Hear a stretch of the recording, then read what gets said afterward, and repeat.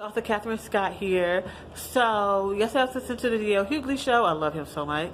And he had B. Smith's husband and his girlfriend on the show. So for those who don't know who she is, she was a model. She owns some restaurants, I believe.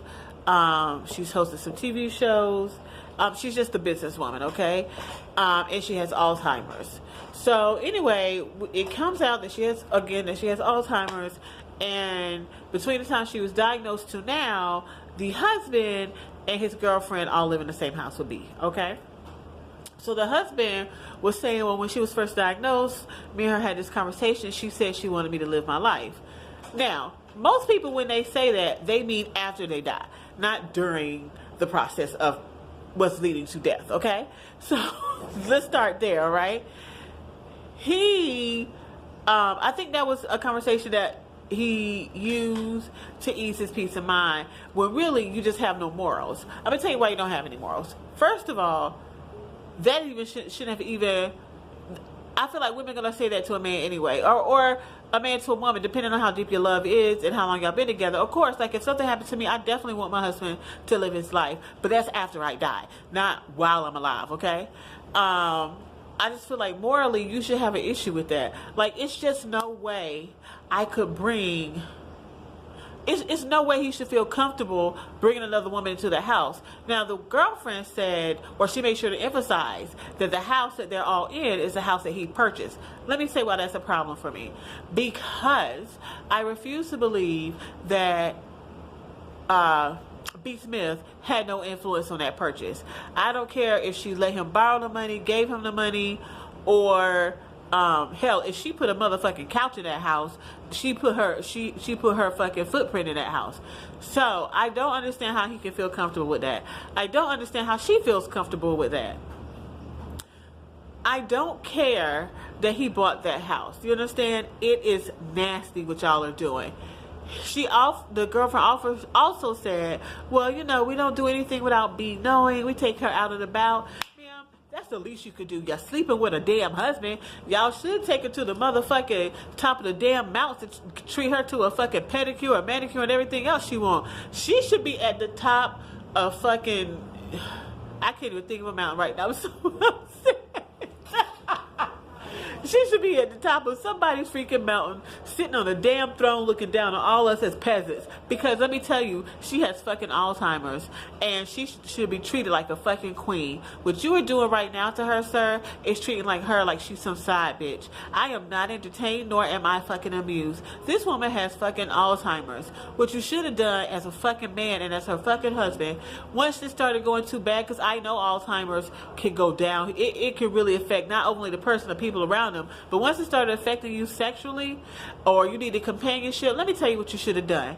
You should have went to www.pornhub.com, and you should have found you a porn to suit your needs. You should have pulled your pants down, grabbed the lotion, handled your business, went back upstairs and slept beside your wife. That's what the fuck you should have done. It should have been no other woman. And I do not give two jolly green giants that you waited the 3 years after she was diagnosed to meet this woman and to become into a relationship. I don't fucking believe you. It is no way. You should be so fucking tired from caring for your wife that no other woman should even turn your fucking head. That's how I legit feel. You should be tired. Companionship, if you don't pick up the phone and call somebody, call Jenny Craig, call fucking 1-800 I'm depressed, you could have called anybody. But you, my friend, decided to call some other woman. How sick and disgusting are you? You a piece of fucking filth. And let me tell you, I ain't letting the girlfriend go either. Who the fuck feel comfortable in staying with a man and his wife? And let me tell you something else. What she said was, oh, well, I don't live there. I just spend a few nights there.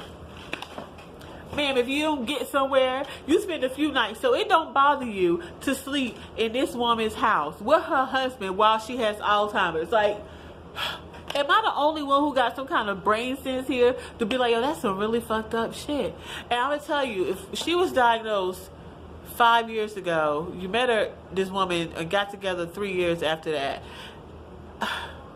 I mean, I'm so disgusted. So 5 years ago, I'm going to say about 5 years ago, she was diagnosed with it. I think that he said something like that. It can only do what? It can only be getting progressively worse, right? So you still feel comfortable enough to have that girlfriend? Like, it doesn't bother you to look at your wife? And I don't know what it is to have Alzheimer's or be around somebody. Let me tell you how the closest I came was when my husband, I don't know how he did this, but he ended up putting two contacts on top of each other, right? And I guess he had in one contact. I don't know if it moved or what happened, but he didn't realize he had it in and put another one on top of it. I came home one day, y'all, true story, came home one day, and he was like, babe, I can't see out my eye. Yeah, I'm freaking out, because my first thought is, but after, like, oh my God, what we gonna do? Is, yo, can I really be with a blind man? Like, legit, y'all, that's what I said. I said, because I know my limitations, and that was one of my limitations. Listen, I don't know if I could be with a man who can't see. Period.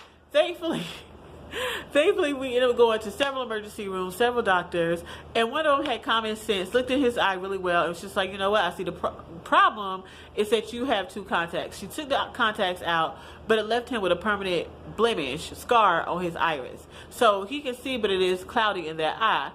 Let me tell y'all, I was this close to leaving him, like, on some real issues, because I'm not built for that life.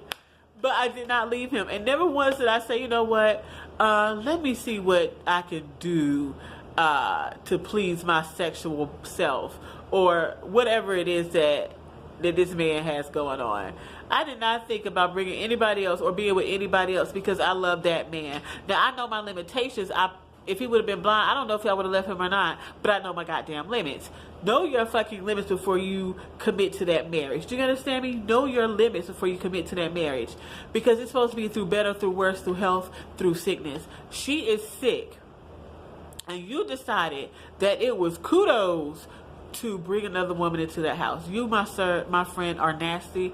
Ma'am, you get no freaking excuse, because I know you have a house of your own, or either you live with somebody and y'all can have easily hooked up at a hotel or at her house. I am disgusted that anybody could feel like this is okay. And if somebody knows Bee's family, please reach out to them and ask them what they going through, that they ain't intercepted this. Because let me tell y'all something, any of my friends who watching this, if I ever lose my mind, have Alzheimer's or any other debilitating disease, and you see my husband bringing another woman into that house that ain't no nurse or a family friend, I want y'all to whoop him and her butt. I'm gonna say it again, whoop